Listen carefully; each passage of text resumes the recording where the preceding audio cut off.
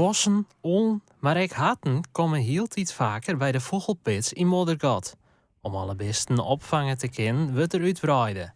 Zo komt er een nieuwe opvang voor hatten. Hier aan deze kant, tot aan het eind van het gebouw, komt een hele nieuwe ren. Daar doe ik aanplanting in en dan proberen we het zo natuurlijk mogelijk te maaien. En het voordeel is daarvan dat we op het eind van die ren dwarren krijgen. En die kunnen we dan op een schiemer s'nachts hier zetten. En als ze dan via binnen, dan kunnen ze in alle rust bij de vrijheid tegemoet gaan. Wiersma had net een directe verklaring voor het feit dat het heel iets drokker wordt.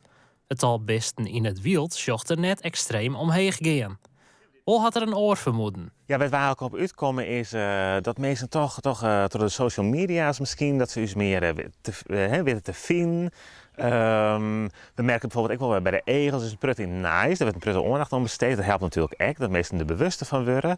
Dat de beesten soms dus hulp echt even nodig gaan. Meer beesten budget ek meer werk. Om dit alle jaar clear te krijgen, wat ek het personeelsbestaan uitbreiden. We hadden er weer wat naaien bij. We werken liefst met een relatief lietse groep vrijwilligers. Want dat werkt wat makkelijker. Ze hebben al hier een taak en dat weet heel goed te doen.